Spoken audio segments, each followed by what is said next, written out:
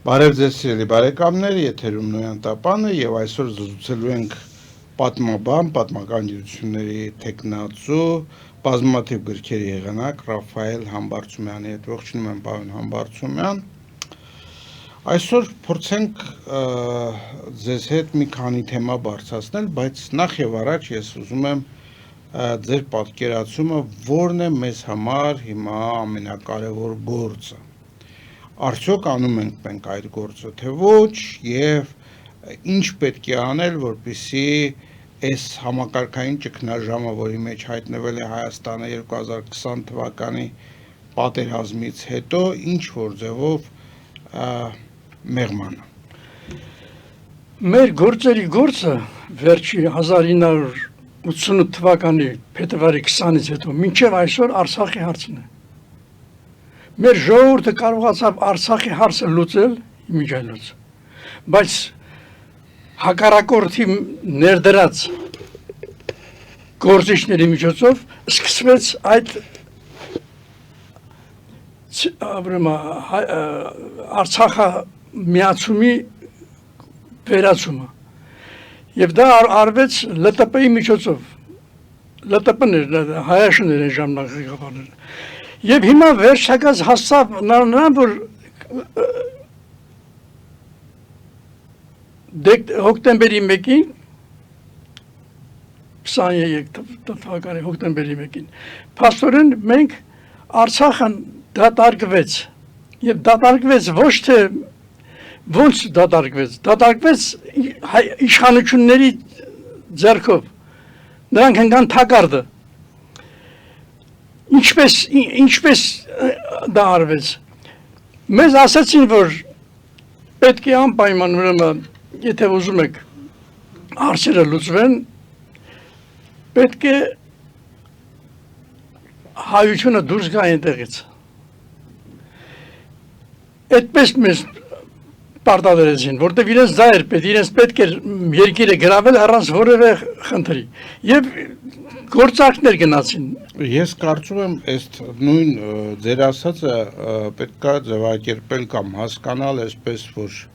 Ադրբեջանի ճնշման տակ եւ ռազմական գործողությունների ոչ, Ռուսաստանի եւ Ռուսաստանի գլխավորությամբ պետք է դա անընդհատ ասել։ Այդ ռազմական գործողությունների արդյունքում հայերը չցանկանալով իրենց կյանքը վտանգի ենթարկել մնալով ադրբեջանական դիապետության տակ, թողեցին իրենց հազարամյա հայրենիքը եւ վերադարձան Հայաստան։ Դուք դրա մասին եք խոսում։ Ես դա ասում եմ, հայերը այդպիսի բան չեն ուզեցին։ Ընդ որում այդ ժամանակ, երբ Հայաստանն էլ դադարեցրեց իր, այսպես, Արցախի հայերի նկատմամբ երաշխավորությունը, որ այդքան տարիներ ինքը պնդում էր, որ ինքը երաշխավորությունն է, անվտանգության երաշխավորություն։ Ուրեմն ձեր հարցի մեջ ես բացարձակ կողմ չեմ այն բանին, որ շատ լավ, բացատրեք։ Ժողովուրդը փաստորեն ցանկացավ առանց կռվի դուրս գալ, որովհետեւ չկոտորվի։ Դա մեր հոգեբանության հետ ոչ մի կապ չունի։ Դա մեզ պարտադրեցին, ցույց տվեցին, որ այդպես է։ Ով պարտադրեց։ Ռուսաստանի գլխավորությամբ։ Ռուսաստանն է ամբողջ իրագործիչը դա։ Չէր կարող Ադրբեջանը եւ Թուրքիան ամեն ինչը քչում են իրենց վրա իհարկե, իրենք կարել են անպայման, բայց դա Ռուսաստանի դելադրանքով արեց եւ ինքը 1988 թվականից մինչեւ այսօր, քանի որ Արցախը Ադրբեջանին է նվիրել Ռուսաստանը, նա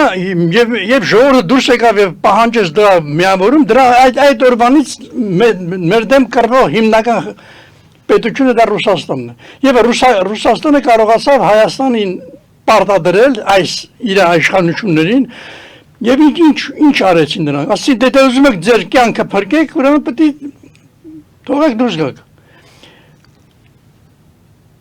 Նրանք խաբեցին նաեւ այդ մեր իշխանություններին, որոնց մասին հիմա անդադ ասում են նրանց բանտարկել են, չգիտեմ, դատի են տվել։ Նրանք խաբեցին, ասացին դուք եթե դուրս գաք առանց որևէ բանի, մենք ձեր կյանքը կապահովվի։ Եվ նրանք իրենց կյանքը ապահովելու համար ամբողջ 120-150 հազար ժողովրդին վերացրեցին այդտեղից։ Մի խոսքը սա է իմ կարծիքը։ Շատ լավ, ես հասկանում եմ, որ մենք խոսում ենք ընդամենը 2023 թվականին տեղի ունեցող իրադարձությունների մասին։ Թուրքիան, Ադրբեջանը եւ Ռուսաստանը երկրներ են, որոնք ունեն իրենց ազգային շահերը։ Եվ բնականաբար իրենց ազգային շահերից ելնելով նրանք վարում են այնպիսի քաղաքականություն, որը իրենց աջերնետու։ Այո, Հիմա մենք հայերս ինչ չենք արել։ Եվ հիմա պետք է ասեմ ինչ պետք է անենք իմ կարծիքով։ Մեր խնդիրը Արցախն է։ Քանի որ Արցախը հայաթափվեց ոչ իրենց մեղքով, ուրեմն պետք է Արցախի միավորումը լինի, բայց ո՞նց պետք է անենք դա։ Եվ մեզ այդ ասես ինչպես անել, ծրագիրը տվեց Եվրոպան իմիջիայլոց, Ֆրանսիան, Ամերիկան, խոսով։ Նրանք ասացին, որ պետք է արցախցիները ետ վերադառնան իրենց հայրենիքը, որտեղ բռնի են տեղափոխվել։ Դա է մեր այսօրվա գերագույն խնդիրը։ Ինչպես անել դա։ Ոչ թե ռազմական միջոցով, մենք դա երկրորդական խնդիր է։ Առաջի խնդիրը նա է, որ Արցախը Արցախցին պետք է հատուկ հարցումով իմանա ինքը ուզում է դուրս գալ այդտեղից, թե չի գալիս։ Նայեք, Արցախցին որպեսզի վերադառնա Արցախ, Արցախցուն պետք են երաշխավորություններ, ընդ որում միջազգային երաշխավորություններ։ Ոչ Ռուսաստանի, ոչ Ադրբեջանի, ոչ Թուրքիայի երաշխավորություններ, տվյալ դեպքում, քանի որ նրանք այդ պատերազմի մեջ իրենց բաժինն ունեն, չի կարող լինել, բայց առանց այդպիսի երաշխավորության Արցախցին չի վերադառնա։ Իսկ հիմա տեսնենք այդ երկրներից ով է պատրաստ տրամադրել Արցախին համապատասխան երաշխավորություն, ֆիզիկական անվտանգության եւ ընդհանրապես իր կյանքը ապահովելու, իր մշակույթը ապահովելու համար։ Այդ խնդիրը լուծելի է։ Գերագույն մենք պետք է որոշենք մեր անելիքը, մեր գործերի գործը որն է։ Մեր գործերի գործը միջազգային նորեն արդեն ճանաչված հետևյալ պահանջն եւ հետեւյալ գործողություններն են, որ Արցախին պետք է վերադառնա իր երկիրը եւ այնտեղ նոր ինքնորոշման հանրաքվե անցկացնի, որպեսզի մենք ճշմարտությունը վերականգնենք։ Հիմա մեր խնդիրը որն է։ Գերագույն խնդիրը սա է, մենք ծրագիրը սա է, պետք է վերադառնա իր երկիրը եւ այնտեղ ինքնորոշման խնդիրը լուծի։ Հիմա մեկը վերջան, հիմա մենք երբ որ սա դարձնում ենք մեր գերագույն խնդիրը, հնարավոր չի մենք չգտնենք դրա ճանապարհները։ Տարբեր մարդիկ տարբեր ճանապարհներ կարող են ասել, բայց մենք գտնենք, վստահ եմ որ գտնենք ճանապարհները եւ դա անպայման իրագործել է։ Պարոն Համբարձումյան, հիմա ես ուզում եմ այսպեսի մի հարց տալ ձեզ։ 89 թվականին Արցախի եւ Հայաստանի ուրեմն Գերագույն խորհրդի պատգամավորները միասին հայտարարեցին միացման մասին։ Այո։ Եվ ինչպես դուք քիչ առաջ ասացիք, Լևոն Տեր-Պետրոսյանի ջանքերով միացման հարցը, այսինքն հայկական հարցի մի մասը Հայաստանապատկան տարածքներին Հայաստանին միացնելու խնդիրը, որը ընդհանրապես խորհրդի փոխվեց Արցախի անկախության կես գաղափարով դարձավ ինքնորոշման ժողովրդի խնդիր։ Բայց հիմա քիչ առաջ դուք ասում եք, որ այդ հարցը, Արցախի հարցը պիտի լուծվի ժողովրդի տեղափոխման եւ էլի հանրաքվեով։ Չէ՞ որ այդ մարդիկ հանրաքվե արել են սրանից 30 տարի առաջ։ Արել են, մի րոպե, հիմա իմ ասածը սա է։ Արցախը քանի 120-130 հազար ժողովուրդ փաստորեն լքեց իր երկիրը պարտադարաբար։ Ցեղասպանության էթնիկ զտման հետևանքով։ Այո, դա այդպես է։ Ուրեմն հիմա մենք պետք է վերադառնանք վերատրյանանք մեր երկրին, իսկ վերադառնանք հայությունը, հայ ժողովրդի խնդիրն է սա, արցախցիներին պետք է վերադարձնենք իրենց երկիրը։ Շատ լավ։ Հիմա Հայաստանը հայությունը ունի մեկ պետականություն, այս պահի դրությամբ առայժմ, եւ այդ մեկ պետականության ղեկավարը բոլորովին վերջերս 2-3 օր առաջ բանում եւ այդ խորհրդարանում բացարձակ հայտարարեց, որ Ղարաբաղյան շարժումը մենք վերջ ենք դնում։ Այդ խնդիրը մեր օրակարգում չի, հակառակը մենք վերջացնում ենք այդ խնդիրը։ Հիմա այդ նշանակում է, որ ձեր ցանկությունը փաստորեն դեմ է գնում ներկա իշխանությունների պատկերացումներին։ Ոչ թե մեր ցանկությունն է, դա իմ ցանկությունը չի, ամբողջ մեր ժողովրդի 90%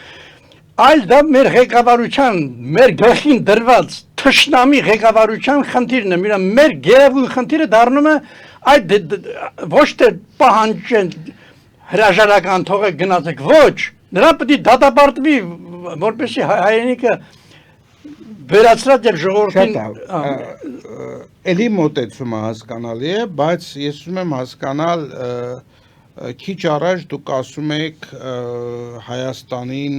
այսպես պարտություն են ստիպել, պարտվողական տրամադրություններ են սերմանում անընդհատ Ռուսաստան,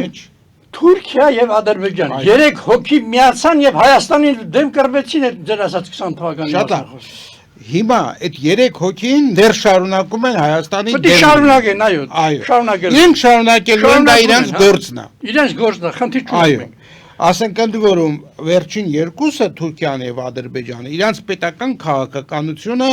Հայաստանը ընդհանրապես աշխարհի երկերեսից վերացնելն է։ Եթե տեղյակ եք, վերջերս թուրքական հերոստատեսությամբ ցուցադրվեց մի հատ քարտեզ, որտեղ Թուրքիան էր, հետո գալիս էր Ադրբեջանը, Հայաստան ընդհանրապես չկար։ Այդ քաղաքականությունը իրենց քաղաքականությունը, էլի իրենց իրավունքն է, իրենց գործն է։ Հիմա մեր պաշտպանողականության կազմակերպիչը պիտի լինի մեր պետությունը։ Եթե դուք հիմա խոսում եք նրա մասին, որ մեր պետության ղեկավարը ուրեմն մեր թշնամին է, դուք ավելի վատ բան չեք անում, քան են պարտվողական տրամադրությունները, որոնք որ ասում եք, որ վատ է, որ ժողովրդի մեջ այդ պարտվողական։ Դա դուք ինձ օգնեցիք ձեզ լիովին պատասխանել ձեր հարցին, որն է մեր գործերի գործը։ Այս մեր գործերի գործը Արցախը Արցախի բնակչության վերականգնելն է, բայց դա հնարավոր է միայն Հայաստանի թշնամի ղեկավարությանը վերացնելով եւ նոր իշխանություն հաստատելով։ Ժողովուրդը կարող է դա անի, ժողովուրդը պետք է դուրս գա եւ ժամանակավոր իշխանություն, բոլորը դա են ասում, ժամանակավոր իշխանություն անի եւ դրա գլխավոր խնդիրը Շատ լավ, եկեք մի հատ այդ թեզն էլ փորձենք հասկանալ։ Ընդունենք Հայաստանը ունի ուրեմն ձեր ցանկացած Արցախը միացնելու կամ Արցախի ժողովրդին այնտեղ վերադարձնելու գերխնդիր գրվել է իր ծրագրերում, չնայած եթե հիմա բացենք ծրագրերը նույն ներկա իշխանությունների ծրագրում, որոնք նախընտրական ծրագրում, որով նրանք ընտրվեցին եւ մանդատ ստացան, գրված էր, որ Հադրութը պետք է վերադարձվեր, Արցախի ուրեմն Արցախը պետք է լիներ եւ այլն։ Հիմա ընդունենք այդպիսի իշխանություն կա, բայց Ռուսաստանը, Թուրքիան եւ Ադրբեջանը շարունակում են գտնվել մեզ դեմ, ընդ որում բավականին անհամեմատ ավելի մեծ ռազմական պոտենցիալով քան այս պահին ունի Հայաստանը։ Դուք ռազմաքաղաքական առումով ո՞նց եք պատկերացնում Հայաստանի օրակարգի առաջ տալը։ Առաջի խնդիրը ժողովուրդը պետք է ընտրի ժամանակավոր իշխանություն։ Հետո Աշխարհի ոչ թե ժողովուրդը եթե կանգնում է այդ իշխանության կողքը։ Այսինքն ձեր կարծիքով Հայաստանի ժողովուրդը կարող է պայքարել Ռուսաստանի, Թուրքիայի եւ Ադրբեջանի միասնական ռազմական ինտերվենցիայի դեմ։ Այդ ինտերվենցիայի դեմ մենք չենք պայքարում, մենք ինքնապաշտպանվում ենք։ Մենք վերացնում ենք այդ ինտերվենցիան։ Իսկ դա մենք իրավունք ունենք ժողովուրդը 4500 տարի շարունակ առանց գործընկերների գործընկերները կան Ֆրանսիա, Ամերիկա, խնդրեմ, դրանք կարող են այդ խնդիրները լուծել, բայց մեր ժողովուրդը ինքը պետք է ուզենա դա, ժողովուրդը մինչև չուզեցավ ոչ մեկը չի կարող օգնել քեզ։ Դու պետք է ոտքի կանգնես, տապալես այս իշխանությունին եւ դատի տաս, սկսես դատի տալ եւ նոր իշխանությունը պետք է իր խնդիրները դնի ամբողջ աշխարհի առաջ։ Շատ լավ։ Տեսեք, եւ ընդհանրապես ես խնդրում եմ այդ իշխանությունների մասին որևէ բան չասեք։ Իշխանությունը դա նույնն է ձեր ասածը, որ այս անում են լավ է անում, դա նույնն է, երբ որ պահանջում ես դու իշխանությունների հրաժարական, դու պահանջում ես օրինակ Էրդողանի հրաժարականը, դա ծիծաղելի չի։ Ինչպես կարելի է այս թշնամի պետության թշնամուն պահանջել հրաժարական եւ այն, դրանից որևէ բան չունենք պահանջելու։ Մենք չունենք իշխանություն, մենք ազգային իշխանություն չունենք, մեր խնդիրը գերխնդիրը աշխարհի իշխանություն ստեղծելն է։ Շատ լավ, հայերիս ազգային գաղափարախոսությունը դեռ 90-ական թվականներին այն ժամանակ ընտրված նախագահի կողմից հայտարարվեց կեղծ կատեգորիա, այդպես էլ այդ գաղափարախոսությունը չձևակերպեց, չդառավ պետական գաղափարախոսություն եւ մինչեւ այսօր այդ գաղափարախոսության շուրջը դեռ վեճեր են։ Այսինքն նույնիսկ հիմա, ասենք իշխանությունները փորձում են իրենց քայլերը հիմնավորել, որ իրենք փաստորեն ժողովրդին զրծ են պահում պատերազմից եւ կոտորածից իրենց է զիջողական քայլերով, որը պիտի լինի հայերիս ազգային գաղափարախոսությունը բացի Արցախի վերադարձնելու խնդրից։ Ազգային նախ պետք է շշտենք եւ ասենք, հայտարարենք ես մեր ժողովրդին 90% տեղյակ չի, որ հայոց ազգային գաղափարախոսությունը կա եւ դրա հիմնադիրը եւ դրա կերտողը Հայկ Նահապետն է 4500 տարի առաջ։ Այսինքն մենք ազգային գաղափարախոսություն ունենք։ Ինչ արեց նա։ Ինչ որ մեկը մի ասորի ասեց ես Աստված եմ եւ ձգտեց որպեսզի մենք դրան պաշտենք եւ նա ասեց ոչ կարող Աստվածը մեկն է։ Ինչպես կարող է Աստվածը ներմել։ Եվ ինչպես մեր միջնադարյան պատմիչներն են ասում, սատակեց այդ դրան եւ մեր ազգային գաղափարախոսության հիմքը դրեց։ Հայ ժողովրդի պատմությունը սկսվում է իր գաղափարախոսությամբ, իր ազատամարտով ընդհանրապես իմիջիալոց։ Եվ շատ քիչ ժողովուրդներ կան, որի ծննդյան վկայականը նրա ուրեմն ազատամարտն է, դա մեր ժողովուրդն է։ Եվ գաղափարախոսությունն էլ դուք հասկանում եք որպես այդ ազատամարտը։ Գաղափարախոսությունը մենք պետք է նստենք եւ ամբողջ ազգով դա գիտնականներով կարգին լուրջ մարդկանցով դա ձևակերպել։ Դա պետք է անի իշխանությունը, դա չի կարող ես ու դու անենք։ Շատ լավ։ Հիմա ես անցած տարիների ընթացքում անկախ այս վերջին անկախությունից հետո անցած տարիների ընթացքում միջը բավականաչափ ժամանակ չէր այդ 30 տարին, որպեսզի գիտնականները նստեին եւ այնուամենայնիվ պատրաստ էին այդ գաղափարախոսությունը։ Գիտնականները ես չգիտեմ կնստեն, չեն նստեն, ես իրենց հետ չեմ ասում դա։ Ես ասում եմ դա պետք է անի պետությունը, դա պետական բայց պետությունը փաստացի չի արել, չէ՞ դա։ Չի արել հիմա, բայց մարդիկ կան որ արել են, դրանցից մեկը ինքս եմ, ես գրել եմ,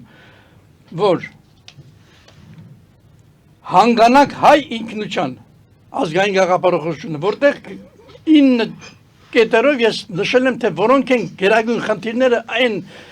խնդիրները, որոնցով պետք է ամբողջ հայ ազգը միավորվի։ Առաջինը, որն է հայը, որն է հայ ժողովուրդ Աստվածը, մեր ժողովուրդ Աստվածը միայն սա չի։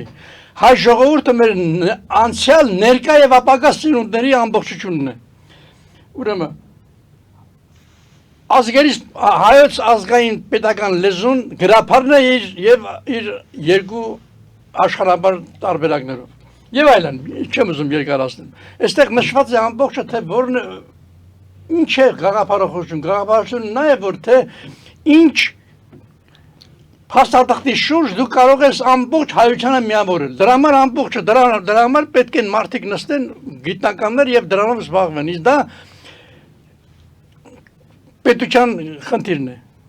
Եթե ժողովուրդը չունի, պետությունը չունի գաղափարախոսություն, այդ պետությունը ոչինչ է։ Շատ լավ։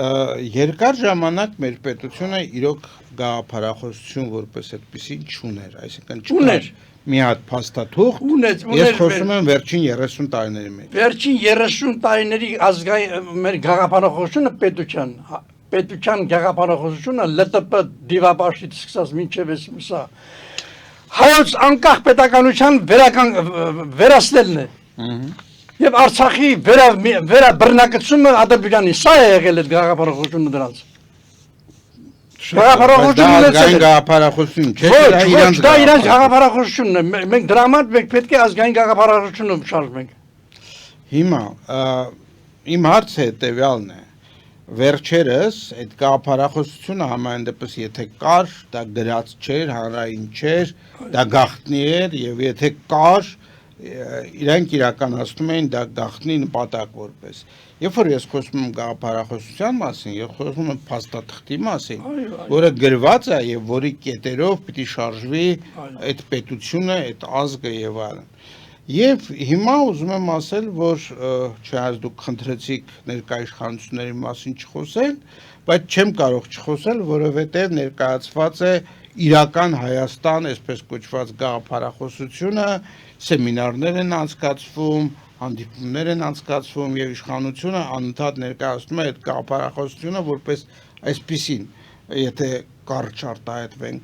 29743 կիլոմետրից դուրս Հայաստանը որևէ հետաքրքրություն չունի քաղաքական իմաստով։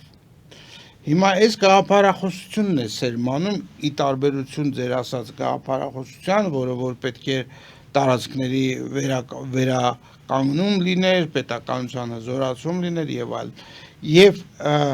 այս պահին պետությունը աշխատում է այդ ուղղությամբ։ Ձեր մեկնաբանությունները դրա հետ կապված, իրական Հայաստանի հետ կապված։ Դե ասեցի ձեզ մի անգամ,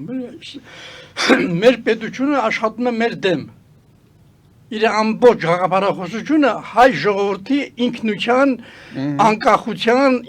ինքնիշխանության իր տարածքները վերականգնելու դրա դեմ է։ Ուրեմն մենք չենք կարող այդ շատ լավ։ Հիմա նայեք, էլի խնդիրը, ես ուզում եմ այս խնդիրները փորձենք իրար հետ քննարկել։ Երբ որ ասում եք մեր ժողովրդի դեմ, իրականում այս իշխանություններին պաշտպանող բավականաչափ մարդիկ կան։ Ճիշտ է, իրանց ռեյտինգը իջել է, իրանց վարկանիշը իջել է, բայց կան մարդիկ, որոնք պաշտպանում են այս այո, այդպիսի մարդիկ կան, այո։ Հիմա երբ որ հայ ժողովրդի անունից եք խոսում, առանց ունենալու այդ հայ ժողովրդի լիազորությունը, երբեմն կարող է ձեզ սպասել ինչ-որ տարօրինակ անակնկալներ, երբ որ տեսնել, որ դուք պայքարում եք մի բանի համար, որ կարծես դե ժողովրդի համար եք պայքարում, բայց ժողովուրդը գոնե դրա մի մասը դա չի ուզում։ Ես չեմ Ինչպես է պետք պարզել, ժողովուրդը ինչ է ուզում։ Պարզելը սա է, ժողովուրդը շատ լավ գիտի, որ մենք գոյություն ունենք մեր իշխանությունները, թշնամի իշխանություններ են, որ պետք է ստեղծենք հայոց պետականությունը պաշտպանող իշխանություն։ Սա պետք է լինի մեր խնդիրը, մեր գործը դա պետք է լինի, մենք նստենք մտածենք ինչպես անենք, ոնց անենք եւ ինչպես անենք։ Եթե դուք ճիշտ եք, բացատրեք խնդրեմ, թե ինչպես է, որ ասենք օրինակ անցյալ կիրակի Գյումրիում տեղի ունեցած քաղաքապետի իշխանությունների ժամանակ, իհարկե ոչ ոք 50 եւ ավել տոկոս չհավաքեց, բայց միևնույն է, ավելի ամենաշատ ձայներ հավաքած կուսակցություն դա ԿՊԻ ներկայացուցիչն էր։ Ինչու է դեպքում այս մարդիկ այդ ԿՊԻ-ն են տալիս այս ձայները ավելի շատ։ Թող ազգային ուժերին տան։ Միաժամանակ նրանք չեն կարող, նրանք այնքան են խաբել, այնքան են կեղծիքների մեջ բարպետացել, որ նրանք հնարավոր չի կեղծիքներ առաջ չնեն։ Ես չեմ կարող ապացուցել, ես չեմ կարող ասել այդպիսի բան է եղել, բայց դա եղել է։ Հիմա ամենայն դեպս ես կարծում եմ սա մեծ առաջընթաց է Գյումրիի համար, Գյումրին բացեց հայոց պետականությունը վերականգնելու ճանապարհը։ Գյումրին ցույց տվեց, որ մենք պետք է վերականգնենք մեր պետականությունը։ Հիմա թե դրանք քանի տոկոս ձայն հավաքեցին, ինչ արեցին, ես իմ կարծիքով նրանք դա ուզում են 90%-ով անեն, չարեցին, դրա համար նրանք կարող են ասել, որ նրանք պարտվեցին, որտեղ նրանք չեն հասել իրենց նպատակին։ Ուրեմն նրանք չեն կարող հասնել նաև Եթե հիշում եք նույն բանն էլ Երևանում էր։ Երևանում էր, չէ՞ նրանք դարան իշխանություն միայն կոալիցիայի հետևանքով։ Մենք ես հիմա իմ կարծիքն եմ ասում, ես չգիտեմ, ճիշտ եմ, սխալ եմ։ Ես այն կարծիքին եմ, որ մենք պետք է Երևանում կրկնենք Գյումրին։ Ահա մեր խնդիրը։ Ես որ ձեզ ասում եմ, ստեղծենք պետական իշխանություն, ազգային պետականություն։ Ես նկատում եմ դա, մենք պետք է Երևանում կրկնենք Գյումրին։ Այսինքն Գյումրին պետք է շարունակենք ամբողջ Հայաստանում մեկ։ Ես հասկանում եմ ձեզ, պարոն Համբարձումյան, պարզապես ուզում եմ ասել, որ Երևանում ընտրությունները 1-2 տարի առաջ էին եւ Երևանում են Ինչ ընտրություն, այս իրելիս մենք ընտրություն չենք անում, մենք ժողովրդին հավաքում ենք օպերայի հրապարակում կամ մեծ հրապարակում եւ ստեղծում ենք իշխանություն։ Լավ, ես չգիտեմ, այդպիսի փորձեր անընդհատ լինում են, օրինակ վերջերս այդ սրբազան շարժումը ճակերտների մեջ, որ կար Տաուշի հետ կապված, մեծ հանրահավաքներ հավաքեց Հայաստանում, բայց այնուամենայնիվ չկարողացավ կառավարել այդ շարժումը եւ էլի աստիճանաբար մարեց։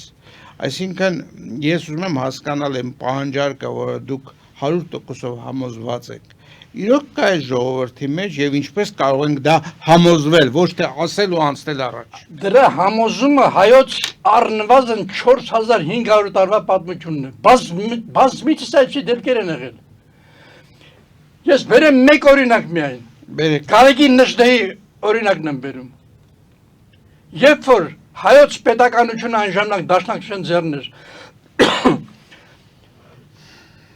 1920 թվականի օգոստոսի 10-ին, այսինքն Սևրի պայմանագիրը միջազգայինորեն հաստատելու օրը գումարեց մի ժողով, որով Նախիջևանը, Արցախը եւ Սյունիքը հանձնեց թշնամուն։ Այդպես է, դա 100%-անոց բան եմ ասում դուք։ Հիմա ինչ արեց Նժդեհը։ Նժդեհը ասեց դա ինչպես կարող ենք մենք անենք։ Եվ նա ապստամբություն բարձրացրեց։ Ապստամբություն բարձրացրեց 7 հոգով Խոստոպիտ իջավ ներքև եւ 40 հոգի տեղերում միավորվեցին իրան եւ հետո ինքը սկսեց։ Դրա համար դա բացառիկ երևույթ էր, էլի մեր համաշխարհային պատմության մեջ է բացառիկ երևույթ։ Եվ նա կարողացավ վերականգնել հայոց պետականությունը, ոչ միայն ապստամբեց, այլև 4-5 ամսով 1921 թվականի դեկտեմբերի 25-ից մինչև 21 թվականի հուլիսի 12-ը մինչև իր հայոց պետականությունը վերականգնեց։ Այդպիսի բան չի եղել երբևէ ռուսական կայսրության պատմության մեջ, որ որևէ ժողովուրդ, բանտյալ ժողովուրդ ապստամբի եւ վերականգնի իր պետականությունը եւ վերականգնի 5-6 ամսով։ Այնպես որ մենք կարողացանք դա անել, այս իրելիս մենք չենք կարող դա հնարավոր չի որ մենք այդ ցանկություն կա ժողովուրդը կանգնի ոտքի եւ իմանա ինչ է անում եւ ով է իր թշնամին, բայց մեր ժողովրդին անընդհատ իր գերագույն թշնամուն ցույց են տալիս իր դաշնակիցը։ Դրա համար մենք մի քիչ պարտվում ենք, հասկանում եք ինչի մասն է խոսքը։ Դու կռվում ես թշնամու դեմ եւ քո մեծագույն թշնամին իր զորքով գրավել է Հայաստանը եւ հիմա դու ասում ես որ մեր դաշնակիցն է եւ այն։ Եվ այն ժամանակ երբ որ իրենց նախագահը եւ արտգործնախարարը եւ մնացածները պաշտպանության նախարարը հայտարարում են, որ Արցախը դա զուտ ադրբեջանական երկիր է եւ մենք օգնեցինք Ադրբեջանին, որպեսզի վերականգնի ճշմարտությունը։ Ահա մեր ճշմարտությունը, այսքան բանից հետո այս ժողովրդին ինչպես կարելի է խաբել։ Դրա համար այն մարդիկ, ովքեր հիմա ասում են դաշնակից, դեսիմիտ, ինչպես կարելի է թշնամուն դաշնակից համարել։ Շատ լավ, ես կուզենայի մի հատ ձեր անդրադարձը լսել նաև հայկական պետականության կորուստի հետ կապված։ Մեզ վաղուց սարմանում են, որ մենք հարյուրավոր տարիներ առաջ կորցրել ենք մեր պետականությունը, ես նկատում եմ Հայաստանի պետականությունը, եւ բոլորովին հաշվի չեն առնում, որ այդ պետականությունը թեկուզ կարճ ժամանակով ժամանակ առ ժամանակ վերականգնել է։ Եթե կարելի է մի հատ անդրադարձ դարձրեք պատմական, եթե մենք երբ ենք կորցրել մեր պետականությունը։ Մեր ամբողջական հայոց պետականությունը, ամբողջական պետականությունը 1415 տարի։ Բայց մենք կարողացանք պաշտպանել մեր երկիրը, մենք բազմաթիվ իշխանություններ ստեղծեցինք, հատկապես շատ հզորային Արցախի մելիքությունները։ Բայց մեր հայոց պետականության վերականգնումը սկսեց նոր ժամանակներում, սկսեց Դավիթ բեկը։ Դավիթ բեկը 1720 թվականին, երբ որ եկավ Վրաստանից եկավ Հայաստան եւ վերականգնեց հայոց պետականությունը։ Ուրեմն այդ պետականություն, այսինքն դրանով Դավիթ բեկը հիմնեց, սկսեց ռուս բռնապետության դեմ ազատամարտերի հայ ժողովրդի ազատամարտերի պատմությունը։ ռուս բռնապետության դեմ հայ ժողովրդի ազատամարտերի պատմությունը սկսում է ուրեմն Դավիթ Բեկը դա մեծագույն բազմահանճար մի երևույթ է նա, ռազմահանճար։ Շարունակեց Գարեգին նշտը եւ հիմա պետք է շարունակենք մենք։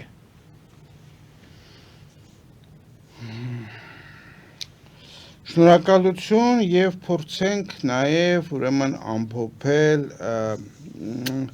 ցեղասպանության, դրա ինչ որ մերժման կամ դրա մոտ հարցական նշաններ դնելու այս քաղաքականությունը, որ կա,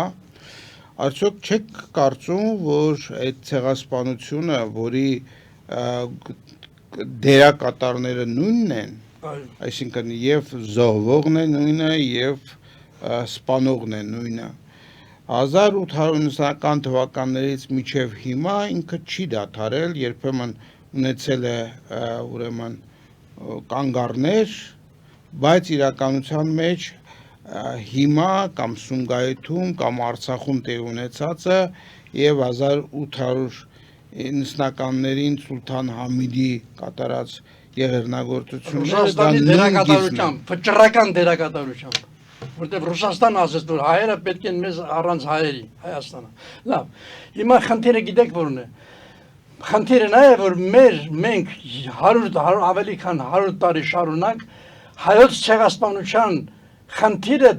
միակողմանի ենք դնում։ Դրա համար էլ ժողովուրդը չի կարող հաջողությունների հասնել։ Ամբողջ աշխարհը գիտի, որ հայոց ցեղասպանությունը իրականացել են Ռուսաստանն եւ Թուրքիան, եւ մենք հանկարծ ասում ենք հայոց ցեղասպանությունը իրականացել է Թուրքիան։ Ոչ, մենք պետք է ճշմարտությունը բացահայտենք եւ ցույց տենք, որ հայոց ցեղասպանությունը վերականգնել է, ուրեմն կազմակերպել է Ռուսաստանը Թուրքիայի հետ միասին եւ երկուսն պետք է հատուցում ստանան։ Այ հատուցման խնդրի շուրջ միայն այս գաղափարով մենք կարող ենք առաջ շարժվել։ Քանի մենք ասում ենք հայոց ցեղասպանությունը արել է թուրքերը, թուրքերն են արել, միայն դրանց վրա են գցում, մենք որևէ խնդիր չենք կարող լուծել միջազգային ասպարեզում։ Շատ լավ, հիմա Ադրբեջանում ընթանում է գերավարված Հայաստանի ու Արցախի ղեկավարների դատավարությունը, երևի արցախյան ավելի շուտ։ Ինչպես է ձեր տպավորությունը, այն որ դատավարությունը ընթանում է ուրեմն նորմերի չպահպանման եւ այլն, բայց որն է ձեր գնահատական, ինչ եք տեսնում դուք այստեղ։ Հիմա փաստորեն Ադրբեջանը դատի է տալիս Հայաստանի եւ Արցախի այն ղեկավարությանը, որոնց դավաճանության չի ասել պատճառով Արցախը հայաթափվեց։ Հիմա դրանց սարքել են ազգային հերոսներ, պատկերացնում եք, մենք հիմա պահանջում ենք դրանց դատը ճիշտ դատել է, ոչ։ Իմ կարծիքը սա է, որ մենք պետք է նրանց բերենք Հայաստանում դատի տանք, որպես հայ ժողովրդի թշնամիներ, որպեսզի մնացած եկող իշխանությունները, եթե այդպիսի մեկը լինի, որ ուզենա նորից, որպեսզի ինքը իմանա, որ ինքը չի կարող առանց պատժելու գնա։ Ուրեմն մեր խնդիրը հետևյալն է այդ հարցում, ձեր հարցումը։ Այդ մարդկանց մենք պետք է բերենք Հայաստանում եւ դատի տանք, որպեսզի հայ ժողովրդի թշնամիներ։ Դուք նկատում եք նաև Ռուբեն Վարդանյան։ Այո, բոլորին, Ռուբեն Վարդանյանն Ռուսաստանի դրացոն է, ոնց թե նրան ուղարկեցին այստեղ, որպեսզի խնդիրներ լուծել չկարողացավ։ Նրան հիմա սարքել են հերոսներ, նրանք հայ ժողովրդի թշնամիներն են, ես չեմ ուզում այդ բայց ուզում եմ հիշեցնել, որ Ռուբեն Վարդանյանը, երբ որ կարճ ժամանակ եղավ Արցախի իշխանությունում պաշտոն ուներ, նա կարողացավ շատ այսպես բազմաբովանդակ հարցազրույցներ տալով արտասահմանյան հիմնականում արևմտյան երկրներում Արցախի հարցը ներկայացնել նրանց։ Մի րոպե, նրան Հայաստան էլ ուղարկել Ռուսաստանը, եւ նա այդ իր ամբողջ այդ հարցաքննությունների նպատակը դա էր, որպեսզի ցույց տա, թե ինչ է նրա խնդիրը սա էր, Հայաստանը վերացնել հայոց պետականություն եւ միացնել որպես